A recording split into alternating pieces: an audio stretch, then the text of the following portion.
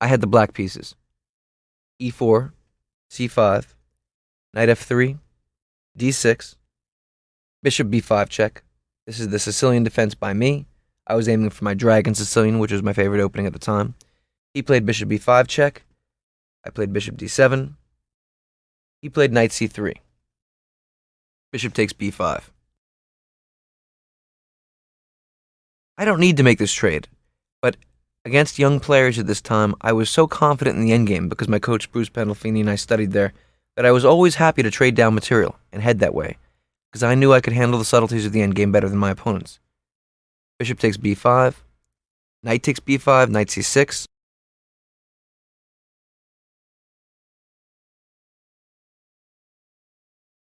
He castled. I played knight f6, attacking the e-pawn. He defended with d3, g6, fianchettoing the bishop. This is the structure of the dragon Sicilian as well. This dark square bishop is very good on the long diagonal. He played rook e1, bishop g7, queen e2. Normal development. We're headed to the endgame here. I castled. He played bishop g5. I played a6, knight c3. Now, if I was looking at this position right now as a chess player, I'd play b5, expand on the queen side. My bishop is very good in the long diagonal. But here, I again was headed for the endgame. That was my game plan in this one. And I played the move knight d4.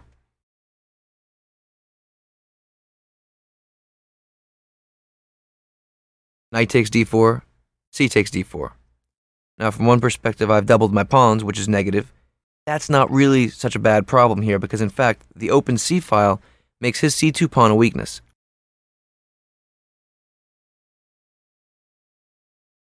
If his knight moves out of the way, then I can play rook c8, queen c7, pile up on that c2 pawn. So my d4 pawn actually keeps a weakness of his pinned back. The real reason I'm not so crazy about this decision of mine is because I'm blocking off my great bishop on g7. Now, instead of being open on that long diagonal, it's biting into my pawn on d4. But okay. He played knight d5, and I played e6. Obviously, I'm completely content to trade into the endgame here. That's my plan from the beginning. Knight takes f6, bishop takes f6. Bishop takes f6, queen takes f6. He played queen f3. My opponent is also suggesting trades, but for a different reason. He feels that as more pieces come off the board, things will get simpler. The stronger player will usually navigate the subtleties of endgames with a defter touch. I was happy to trade down. Queen takes f3, g takes f3, and e5. So take a look at this position.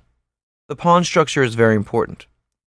I have doubled d-pawns. Now, people usually think of doubled pawns as weaknesses. Sometimes that's true, sometimes it's not. This is a case where it's not. These two pawns are very strong. The d6 pawn strengthens my e5 pawn. My d4 pawn is advanced, and it pins back his c2 pawn, which is a weakness. I want to play rook c8, rook c5, or rook c6, the other rook to c8, and double up. Now, he'll have to use his rooks to defend that c2 pawn. Now, I've got two active rooks, he's got two passive rooks. That's what I want.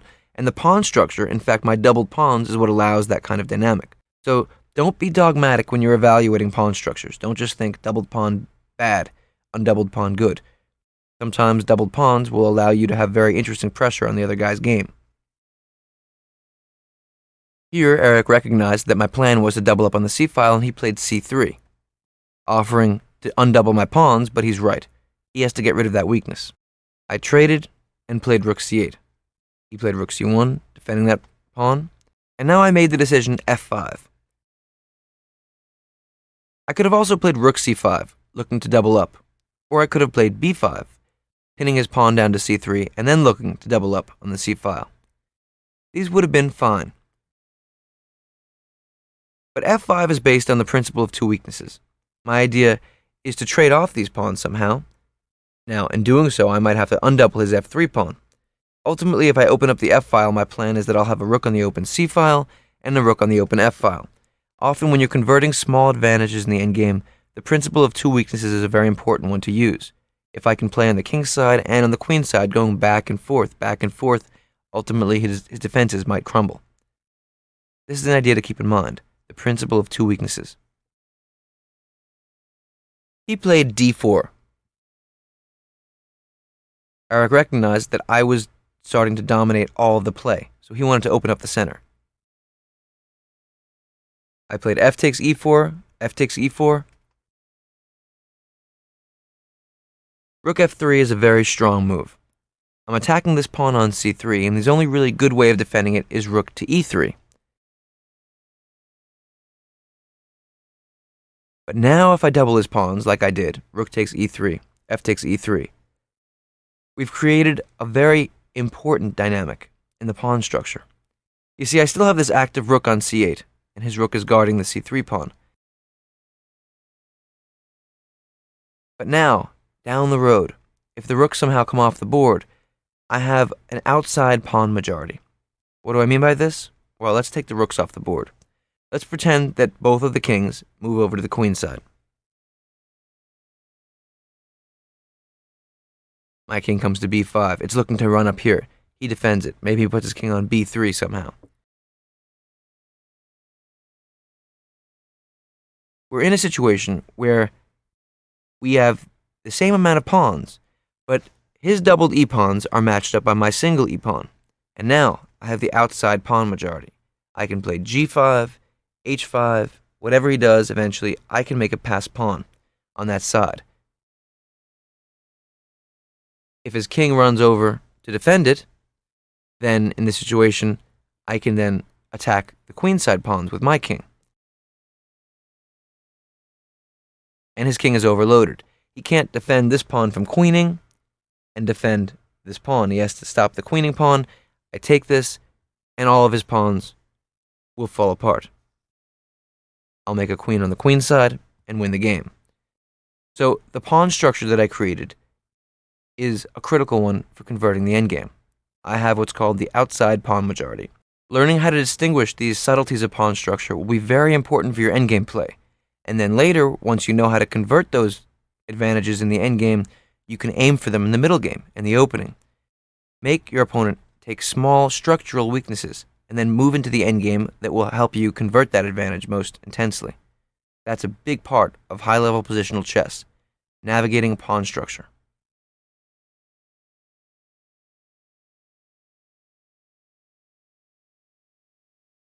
So after we traded down on e3, I played the strong move rook c4. This is a typical move of rook endings. And a very important idea in rook endings is activity. My rook is active. His rook is passive, locked down to the defense of the c3 square. Now I also have the idea now of playing rook to a4, going after the a2 pawn. So my rook on c4 here has some very good mobility, and it also locks down his pawn on c3. If it was back on c8, he might be able to play the move c4. Rook c4 stops it. Later I can play b5 and lock that in, so even if he has a king on d3, he can't kick it out. Visualizing 3-4 moves in advance, it's very important in the endgame. We have to see our strategic aim and figure out how to get there. King f2, b5, king e2, and now I made an interesting decision.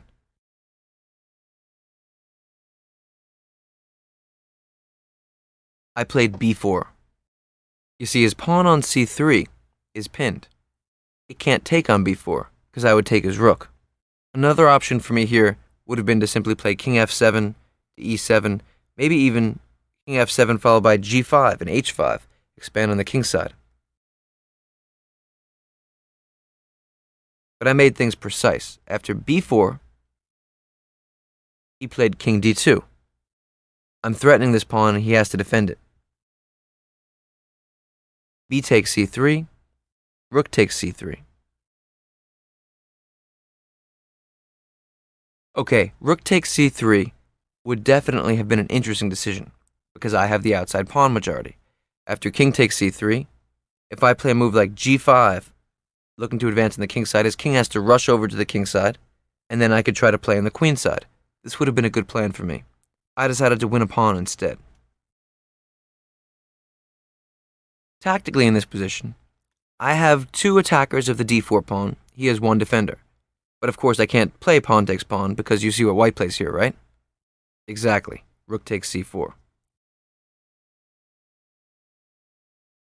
So what I decided to do was play the move rook to a4.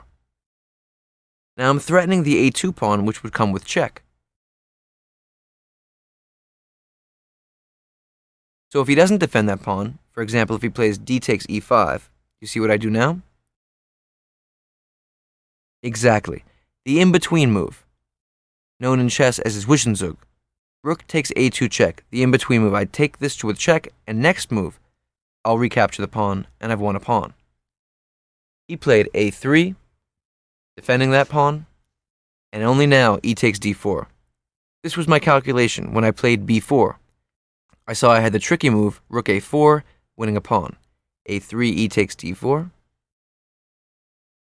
e takes d4, rook takes d4, check. King e3.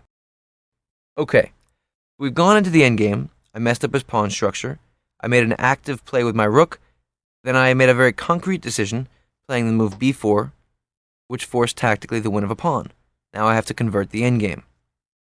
I played rook back to a4. A good square. You see, this keeps his rook pinned down to the a3 pawn.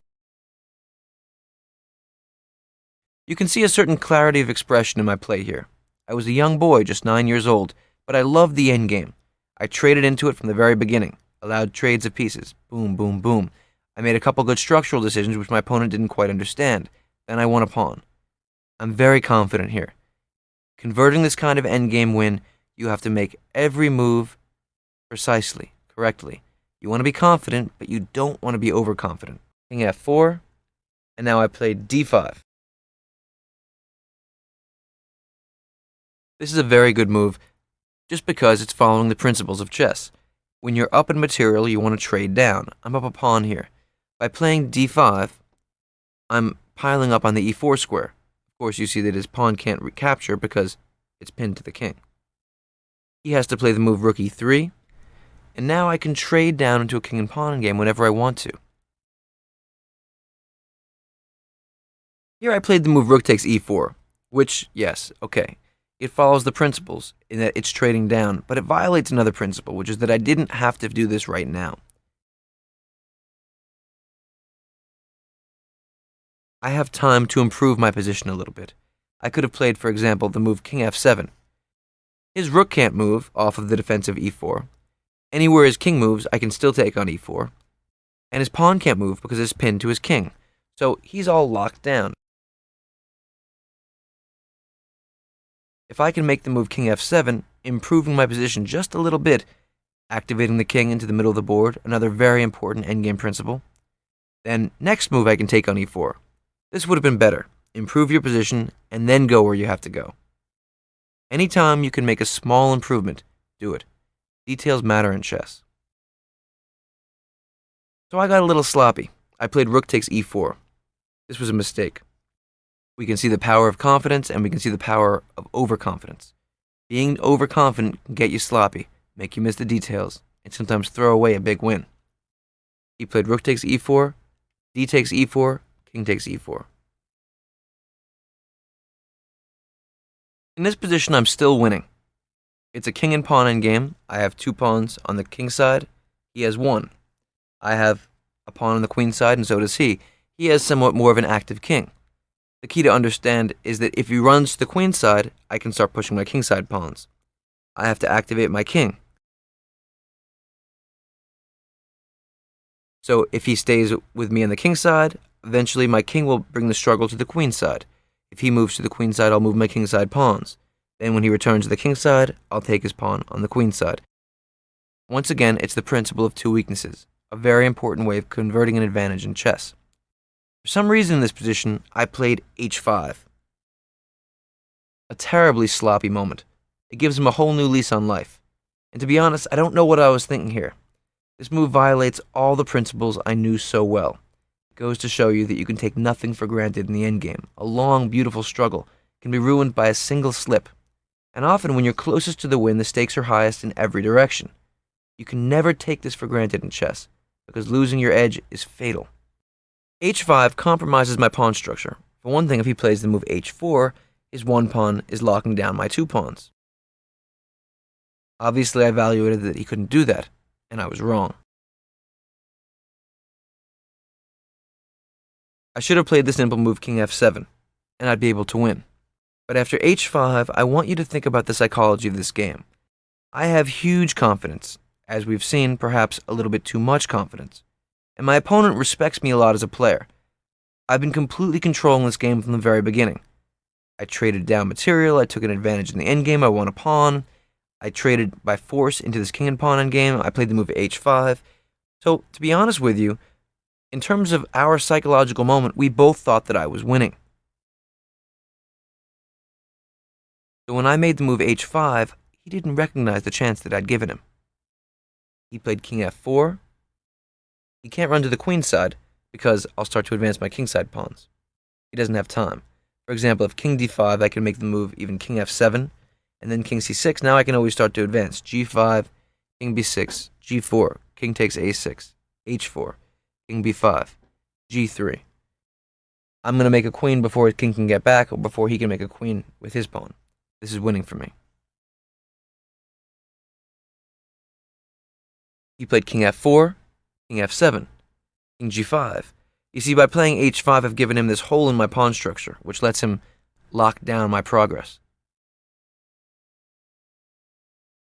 King g7, we both had calculated this far. He plays king f4. King f6, h4. This was the critical position. When I played the move h5 here, I evaluated that this position would be winning for me. I thought after g5 check, h takes g5, king g6. He's in this position that's called zugzwang. Anywhere he moves his king, I can take the g5 pawn. If he stalls for a minute by playing a4, then I play a5. Once again, zugzwang.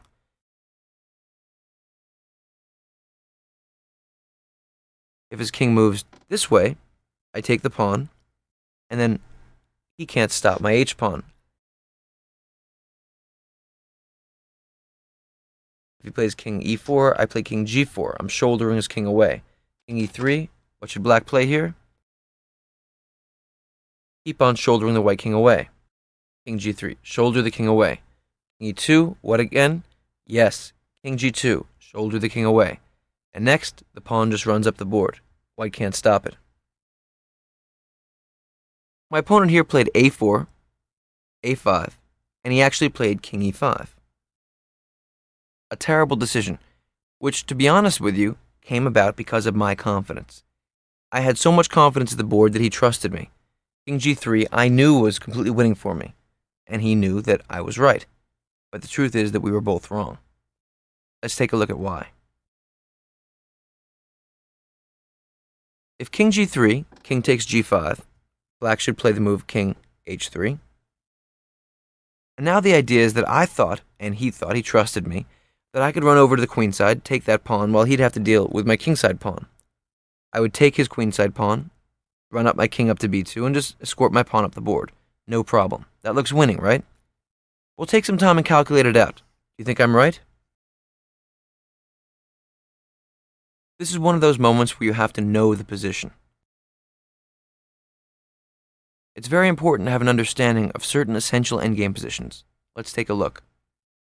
If I play king f5, king h4, king e4, king takes h5, king d4, this position looks completely winning for black, because I'm much closer to the queenside than he is. The key is, though, that if he understands if he gets to the c1 square with his king in time, he can draw. Then he can know he can save the game. King g4, king c4, king f3, king b3, king e2, king takes a4, king d2, king b3. And now, in this position, if it were my move with black, I could play king b2. The white king would be shouldered away, and I can win the game. But here white has the very strong move king c1. This is an endgame. There are hidden resources everywhere. You see his point? But one thing you have to know that in king and pawn endgames with a rook pawn, if the defending king can reach the corner, it is a draw. Always. In other words, if we get to this position, then white can draw, because if it's my move here, if I play a2, it's stalemate. So if you go back to this position, his king wants to get to the a1 square. That's what we call a theoretical draw, meaning it's part of chess theory. People know that position's a draw. So I have to stop it by playing king a2. I cannot let his king get to the corner. You see how white can draw this game now? He plays the move king c2, trapping my king on the a file. If I play king a1, then of course he can just play king b3 and take the pawn. So he has to move his pawn up the board. If he plays king a3, what does white play? Exactly, king b1, you head for the corner, and you draw. After a4, now what should white play? King c1, piece of cake, no problem. Now, if black plays king b3, then you get to the corner. We know that's a draw. If black plays king a1, you just go back to c2, no problem. So black plays a3, king c2.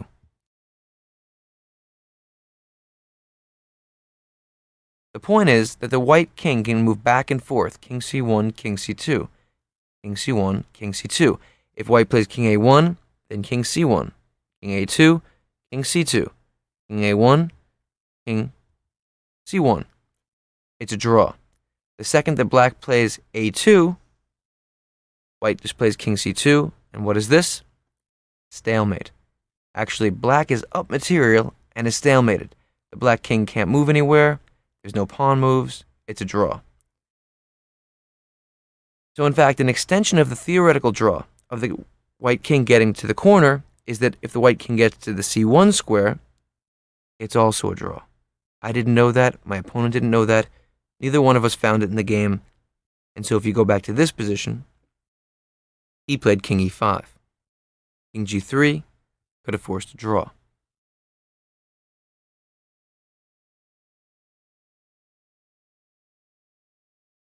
After king e5, I simply played king takes g5, and it's all over. He played king d5. Remember, if he plays king e4, I just shoulder him away. King d5, what should I play here? Exactly, h4. King c5, h3, king b5, h2. King takes a5. I make a queen, and I win the game. No problem. In this particular position, if he plays king b6, I just bring my queen to the corner, and then I bring my king into the game. There's nothing that white can do. And this would be checkmate.